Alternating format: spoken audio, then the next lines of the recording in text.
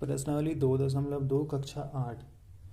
अगर आपको किसी संख्या से 1/2 घटाने और परिणाम को 1/2 से गुणा करने पर 1/8 प्राप्त होता है तो वह संख्या क्या है। इसमें मान लेंगे माना संख्या x है, कोई भी मान सकते हैं, ए बी सी डी कोई भी, तो माना संख्या x है।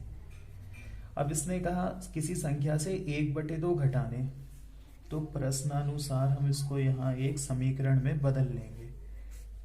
संख्या है 1/2 घटाना है, लो घटा दिया, और परिणाम मतलब इसको घटा के जो मिलेगा, ये लो ब्रैकेट लगा दिया, इसको 1/2 से गुणा करना है, तो गुणा 1/2 पर 1/8 प्राप्त होता है।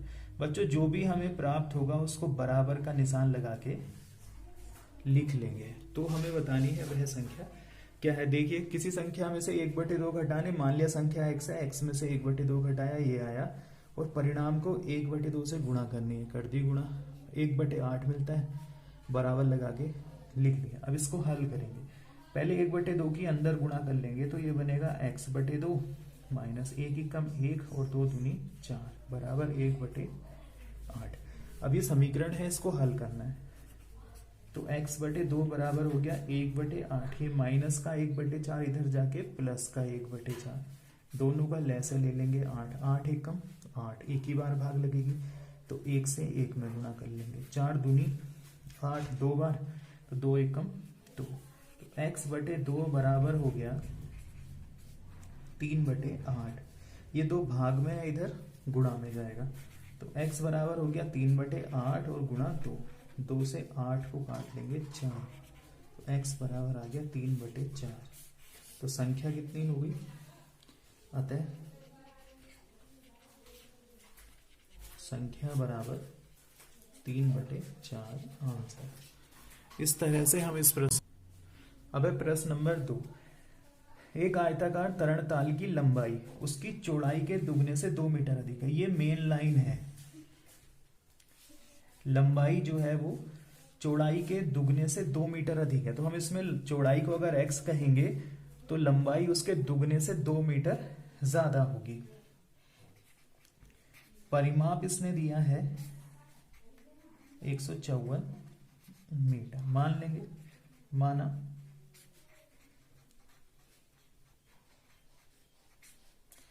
तरणताल की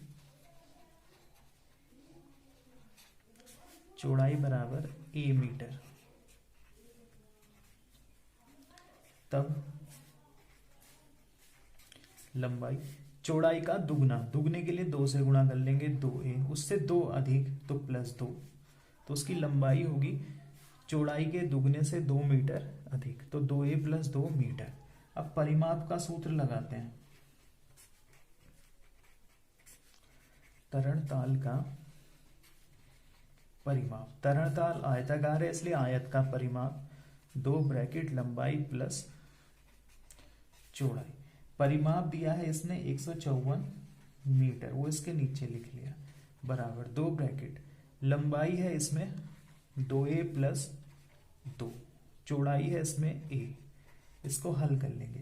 पहले LHS को RHS में ले जाते हैं, RHS को LHS में ले आते हैं, ये हो गया 2 ब्रैकेट 2a + 2 + a बराबर 154 मीटर, तो 2 ब्रैकेट, ये हुआ 2a + 2 + a, इसमें समान चर है 2a और a, इसको जोड़ेंगे तो ये बनेगा 3a और +2 बराबर 154 मीटर। 2 के अंदर गुणा कर लेंगे, 6a + 4 बराबर 154 मीटर, तो 6a बराबर क्या होगा फिर 154, ये प्लस का 4 इधर जाके माइनस का 4, तो 6a बराबर आ गया 150 मीटर, a बराबर 150/6, 6 से भाग मारो, 6 दूनी 12 और 6 पंजे 30, तो a का मान आया 25 मीटर। जैसे ये 25 आया वैसे ही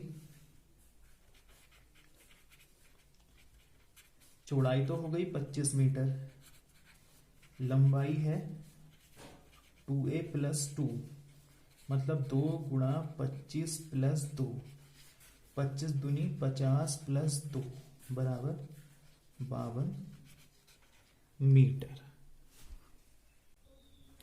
इसमें कहा है एक समद्विबाहु त्रिभुज का आधार 4/3। ये समद्विबाहु त्रिभुज है। समद्विबाहु मतलब जिसकी दो भुजाएं बराबर हो। तो आधार 4/3 दिया है और परिमाप दिया है 4 सही 2/15। यहां लिख लेते हैं समद्विबाहु त्रिभुज का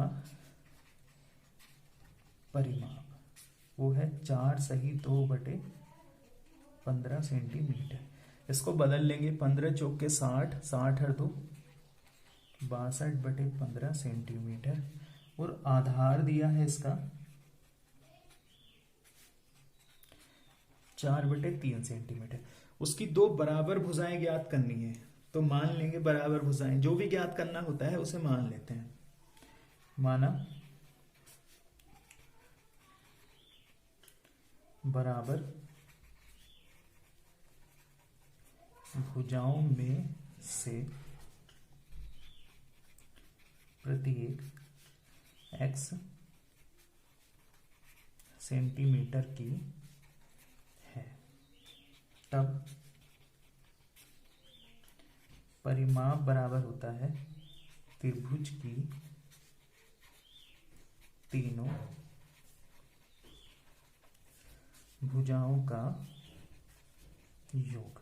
परिमाप तो है 62/15। तीनों भुजाओं का योग मतलब x प्लस 4/3। अब इसको घुमा के लिख लेते हैं क्योंकि चर जो है वो LHS में होना चाहिए। तो हो गया x प्लस 4/3 बराबर 62/15। ये हो गया 2x प्लस 4/3 बराबर 62/15। तो 2x बराबर हो गया 62/15 और प्लस का इधर जाके माइनस का। यहां हम ऐसे ले लेंगे कितना 15। तो 62 तो ऐसे ही आ जाएगा। 3 पंजे 15, 5 चौक 20। तो 2x बराबर 42/15। अब इधर को हल कर लेते हैं। तो x बराबर क्या हो गया 42/15। चूंकि 2 यहाँ गुणा में है इसलिए नीचे भाग में आ जाएगा, इससे ऊपर काट लेंगे। तो x का मान आया 21/15 सेंटीमीटर। तो भुजा की लंबाई, भुजा की माप बराबर 21/15 सेंटीमीटर। यह दो संख्याओं का योग 95 है। मतलब दो संख्याओं को जोड़े तो 95 आना चाहिए। यदि एक संख्या दूसरी से 15 अधिक है तो दोनों संख्याएं ज्ञात कीजिए। बच्चों इन प्रश्नों में मेन होता है समीकरण बनाना। जैसी समीकरण बनेगी वैसी प्रश्न हो जाएगा। यहां लिख लेंगे दो संख्याओं का योग 95। यदि एक संख्या दूसरी से 15 अधिक है, अगर एक x होगी तो दूसरी उससे 15 ज्यादा। 15 ज्यादा मतलब 15 अधिक के लिए हम उसमें 15 जोड़ लेंगे। माना पहली संख्या बराबर x, तब दूसरी संख्या मतलब पहली से 15 ज्यादा x प्लस 15। प्रश्न अनुसार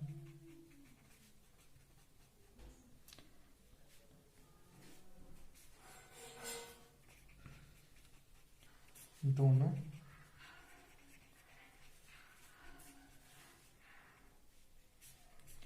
संख्याओं का योग बराबर है 95। पहली संख्या है x और दूसरी है x प्लस 15 बराबर 95। तो ये हो गया 2x प्लस 15 बराबर 95। 2x बराबर 95 माइनस 15 घटाएंगे तो 80। तो x बराबर हो गया 80/2। 2 से कटेगा 40 बार। x बराबर 40।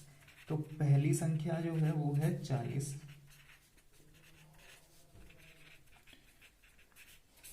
और दूसरी संख्या बराबर है x प्लस 15 मतलब 40 प्लस 15 बराबर 55। इस तरह से हम दोनों संख्याओं को ज्ञात कर सकते। अगला है अनुपात वाला सवाल। तो जब हम अनुपात का चिन्ह हटाते हैं तो इन संख्याओं के साथ में एक चर ले लेते हैं, चाहे x चाहे y चाहे z, लेकिन लेंगे एक ही। इसमें कहा दो संख्याओं का अनुपात 5:3 है, यदि उनमें अंतर 18 है तो संख्याएं ज्ञात कीजिए। यहां पहले लिख लेते हैं संख्याओं का अनुपात बराबर 5:3। संख्याओं का अंतर 18। अब मान लेंगे अनुपात के अनुसार माना पहली संख्या बराबर 5x और तब दूसरी संख्या 3x। प्रश्न अनुसार चूंकि 5x और 3x है तो 5x ही बड़ा होगा। 5x माइनस 3x बराबर 18। 5x में से 3x जाएगा तो 2x बराबर 18। x बराबर हो गया 18/2। 2 9 18। x का मान आया 9। अब पहली संख्या क्या थी हमारी?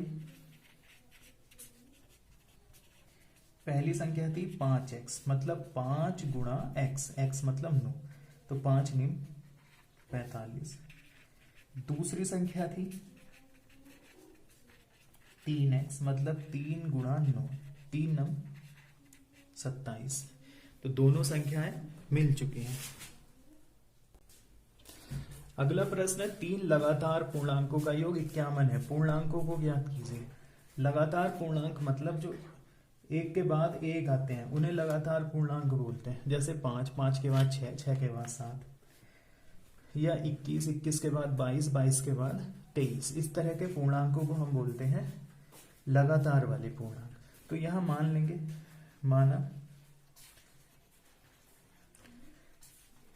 पहला पूर्णांक बराबर x, तब दूसरा पूर्णांक, जैसे 5 से अगला 6, उसमें 1 का अंतर होता है, 6 से अगला 7 फिर 1 का अंतर, तो दूसरा भी बनेगा क्या? x plus 1। तब तीसरा पूर्णांक x प्लस 2। चूंकि पूर्णांकों का योग 51 है, यहां लिख लेते हैं तीनों पूर्णांकों का योग बराबर 51। तो पूर्णांकों का योग मतलब x plus 1 plus x plus 2। ये पहला, ये दूसरा, ये तीसरा, और बराबर क्या है? 51। सही करके लिख लो, बराबर 51। 1x 2x 3x प्लस 3 बराबर 51। अब प्लस 3 को उठा के RHS में ले जाएंगे तो 51 तो अपनी जगह ही रहेगा, माइनस 3। 51 में से 3 जाएगा तो 48। x बराबर हो गया फिर 48, और ये 3 गुणा में है तो इधर भाग में, 3 एकम 3, 3 6 18। तो x का मान आया 16। इसलिए पहला पूर्णांक हो गया 16, दूसरा पूर्णांक 17 और तीसरा पूर्णांक बराबर 18। इस तरह से हम तीनों पूर्णांकों को ज्ञात कर सकते हैं।